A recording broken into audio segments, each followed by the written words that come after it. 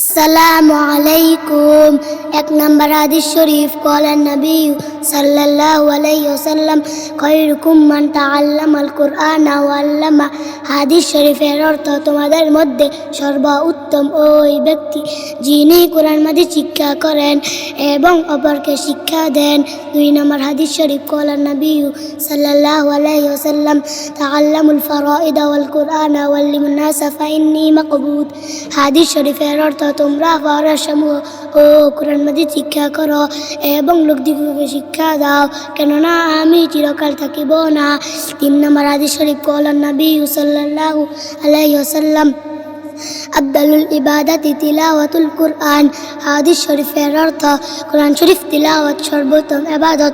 চার নম্বর হাদিস শরীফ قال النبي صلى الله عليه وسلم তলাবুল ইলমি ফারিদাতুন আলা কুল্লি মুসলিম। হাদিস শরীফের অর্থ, ইলমেদিন শিক্ষা করা প্রত্যেক মুসলমানের উপর ফরজ।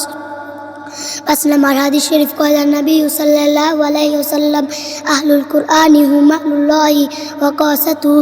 হাদিস শরীফের অর্থ, আহলে কুরআনগণ মহান আল্লাহর পরিবারভুক্ত এবং খাস ব্যক্তি। ছয় নম্বর হাদিস শরীফ قال النبي صلى الله عليه وسلم বাল্লিগু আন্নি ওয়ালাউ আয়া। হাদিস শরীফের অর্থ, আমার পক্ষ হইতে একটি বাক্য হলেও পৌঁছে দাও।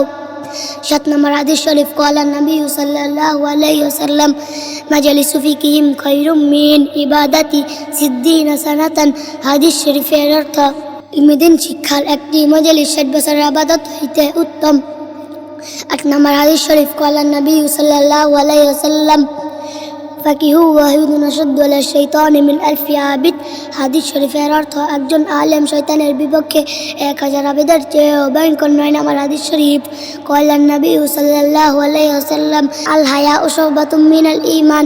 হাদিস শরীফের অর্থ, পবিত্রতা ঈমানের অঙ্গ। 10 নম্বর হাদিস শরীফ قال النبي صلى الله عليه وسلم আত-তুহুরু শাতুল ঈমান। হাদিস শরীফের অর্থ, পবিত্রতা ঈমানের অর্ধেক।